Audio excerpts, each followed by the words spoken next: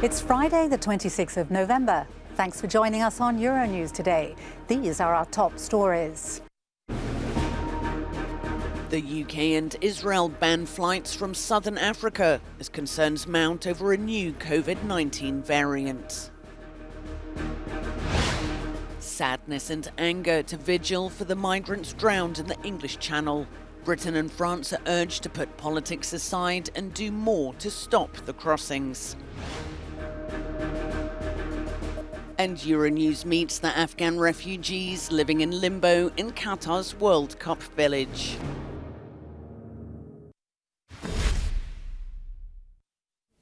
Both Israel and the UK have issued bans on flights from 6 African nations due to the emergence of a new COVID-19 variant detected in South Africa. Our scientists are deeply concerned about this variant. I'm concerned, of course, and that's one of the reasons we've taken this action today. I will say we don't know enough about this variant. No one does. The variant detected in South Africa is currently identified as B11529. It's sparked concern because it carries an extremely high number of mutations, meaning that the spike protein now looks dramatically different from the version that vaccines were designed to target. While the team of scientists will be studying and giving us further information over the weekend, we'll be more empowered. But of course, we are saying that from the experience of the last 21 months or so, we almost can predict how this is going to move.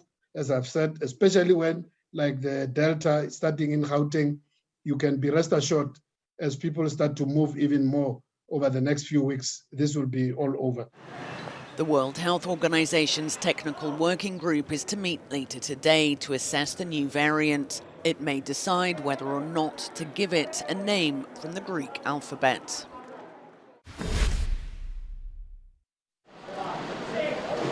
The outgoing Czech government has declared a nationwide state of emergency to slow down the spread of COVID-19 infections. It took effect at midnight and will last for 30 days. Restaurants, bars and nightclubs will have to close at 10 p.m. The public consumption of alcohol will be prohibited and on-site consumption of food will be banned in shopping centres.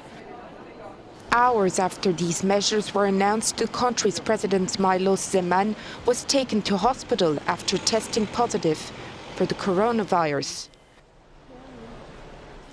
Portugal is also reintroducing tighter pandemic restrictions, less than 2 months after scraping most of them when the goal of vaccinating 86% of the population against COVID-19 was reached.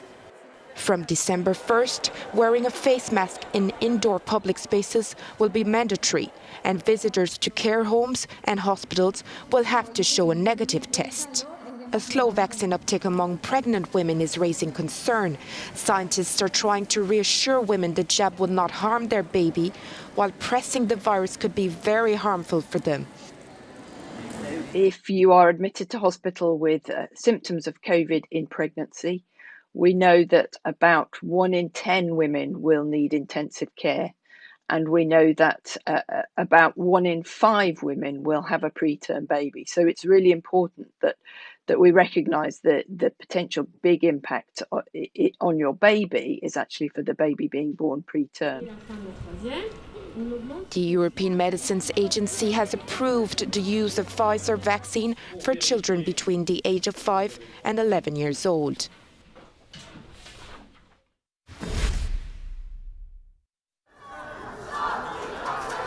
They came to protest outside the Home Office, chanting "No more Channel deaths." Hundreds of Londoners called for the British government to create safe and legal routes for asylum seekers. It follows Wednesday's tragedy off the French coast, in which at least 27 migrants drowned trying to reach England. But so far, safer asylum seeker routes are not being offered. In a letter to France's President Emmanuel Macron, Prime Minister Boris Johnson says he wants a bilateral deal to return to France any asylum seekers that reach England's shores. Johnson says he's confident such steps will discourage further attempts at illegal entry and prevent more families from experiencing the recent devastating loss. But under international law, people can seek asylum in any country they arrive in. EU law says they can be sent back to the first one they entered, but Britain is no longer a member of the EU. And for many migrants who have either family connections or can speak English, the UK remains a beacon, and the recent deaths have done little to deter them. I say it's disheartening if you hear that your friend or colleague died in the sea, it's disheartening, but however, we cannot stop because we want to achieve our goal.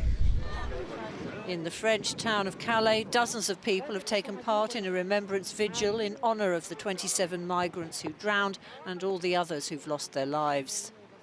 Beaucoup de tristesse et aussi beaucoup de colère. Parce que clairement, les décès d'hier, on pouvait les éviter, mais que ça soit aussi les décès de toutes ces années.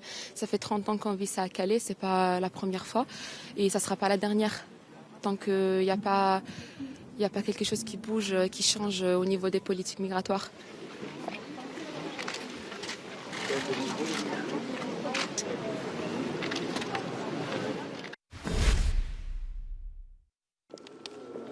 French President Emmanuel Macron arrived in Italy on Thursday for bilateral meetings. He was greeted by President Sergio Mattarella at the Quirinale Palace before holding talks with Prime Minister Mario Draghi.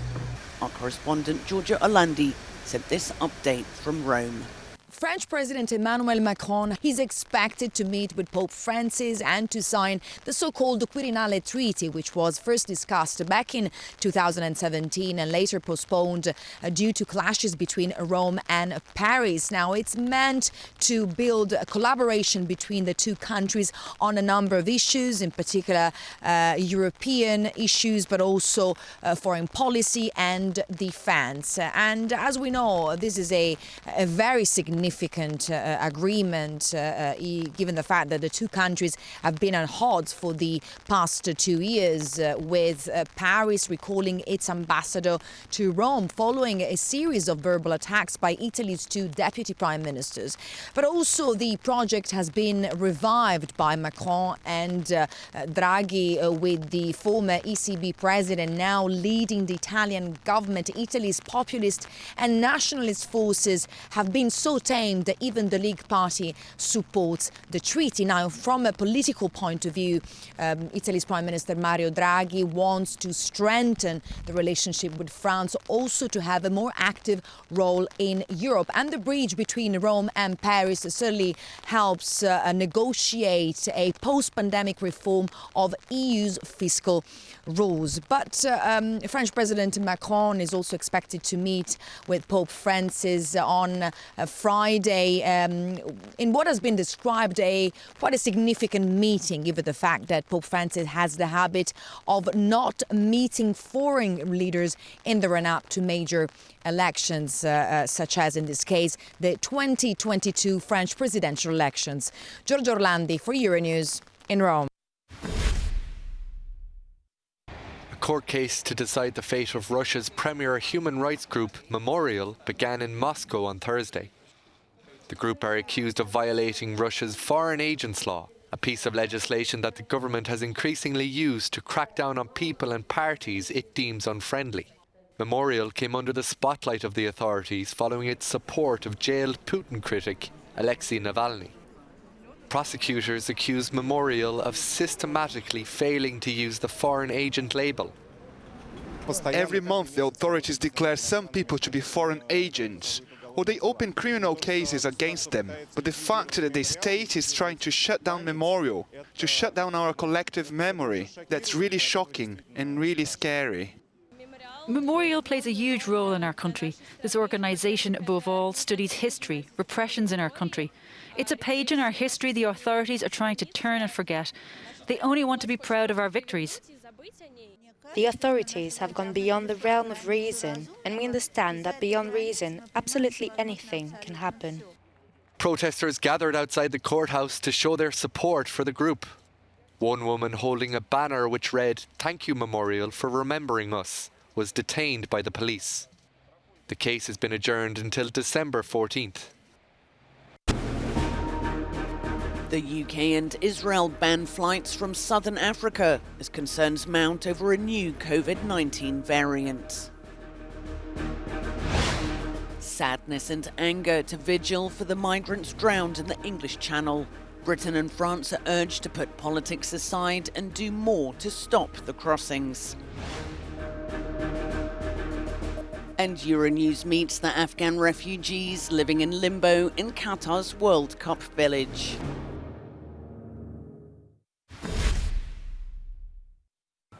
The Qatari capital, Doha, has become a major transit point for Afghans fleeing the Taliban takeover of their country. Thousands have come here to the 2022 Qatar World Cup official accommodation turned refugee facility. And many here have difficult stories of persecution, displacement, and fear for those left behind. At the age of 21, Tahmina says she was about to graduate and get a promotion when the Taliban claimed power in Afghanistan.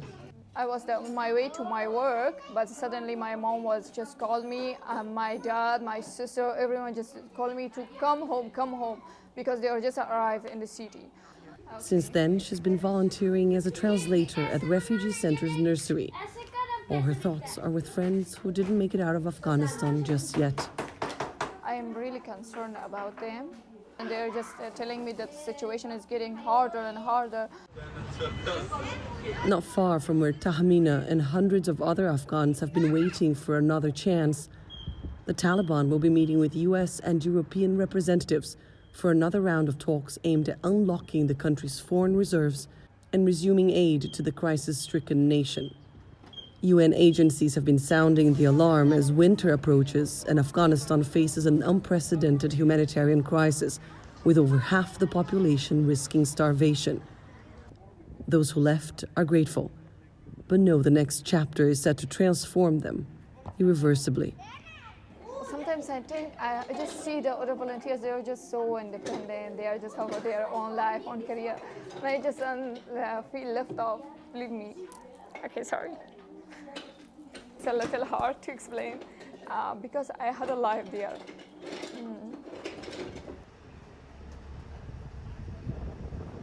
Annelies Borges in Doha for Euronews.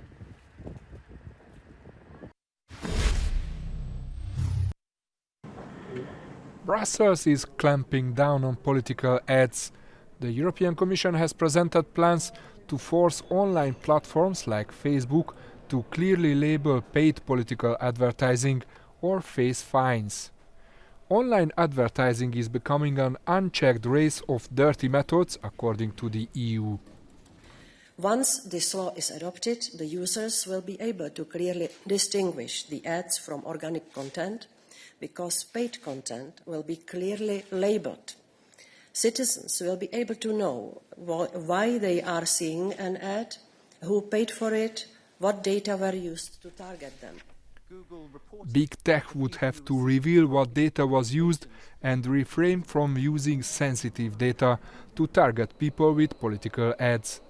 Some criticize the initiative as a dangerous move which would create a European Ministry of Truth.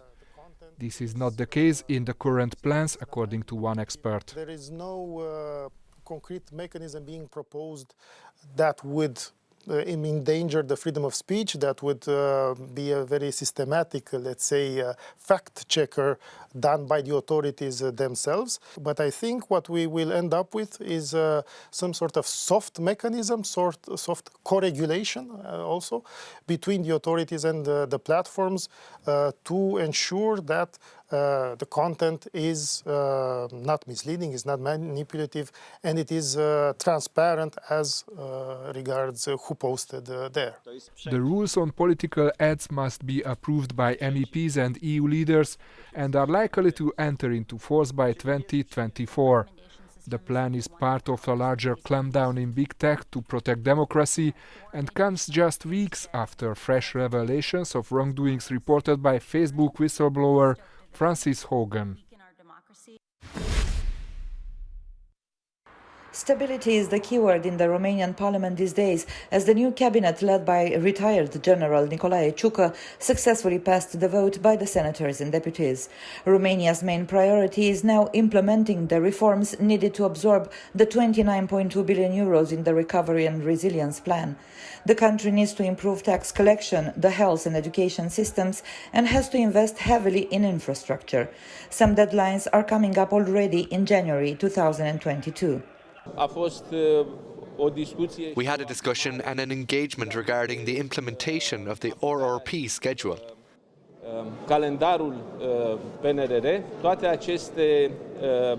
All these deadline elements will become priorities for each minister of the cabinet. It is very clear that if we don't respect the deadlines, we won't be able to access the funding. I already have negotiated with the European Commission the future path of the budget deficit and will not deviate from that. We have in the RRP all the reforms, 64 reforms, that will modernize the economy and will stand by those, will not change the RRP. Social Democrats see this as the German solution, remembering the SPD-CDU Grand Coalition in 2013. The former allies of the Liberals, the progressive Save Romania Union led by Dacian Cioloș, became the opposition starting today. They don't believe the Grand Romanian Alliance will last more than 1 year. What we have today, the difficult situation of Romania, it's also because of the governments of former PNL or former PSD. So we are not confident in the capacity of this coalition to modernize the country and to implement reforms. We are afraid that a lot of reforms that we tried to launch these last months will be blocked. Save Romania Union was part of the last governing alliance alongside the conservative liberals, but they quarrelled over the distribution of governmental funds for the municipalities across the country and over their different views on some reforms. Save Romania voted to oust the government in a no-confidence motion on October 5th. 6 million kilograms of halloumi cheese is stuck in Cyprus. Demand for the salty food dropped because of the COVID-19 pandemic. Now the Cypriot government is trying to find buyers outside the European Union to help producers sell their stock of the traditional savoury delight. Unfortunately, prices would drop if it was sold inside the bloc because it was made before October the 1st. Last April, the EU registered halloumi as a protected designation of origin, and anything made before October the 1st this year won't be able to carry the PDO brand, so would have to be sold at a cheaper rate. So only the cheese made after October the 1st will be sold within the EU, therefore keeping the same price. In 2020, the product brought in €260 million to the country's economy, exporting 40,000 tonnes.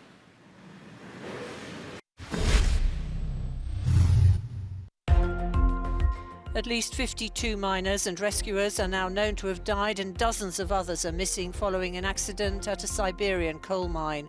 The miners were killed when coal dust caught fire and smoke quickly filled the ventilation system.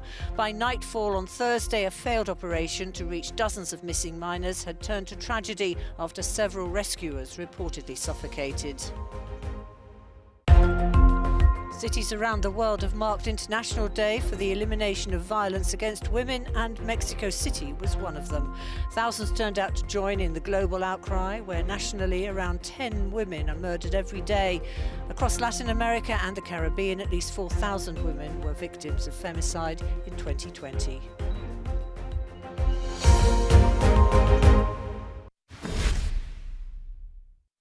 That's it for now, but do stay with us as we bring you all the latest from across Europe and beyond.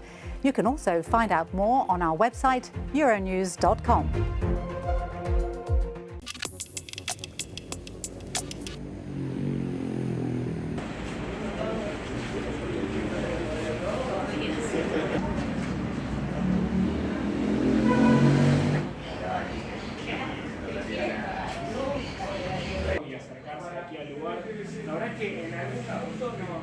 Sigue siendo investigación por parte de la justicia.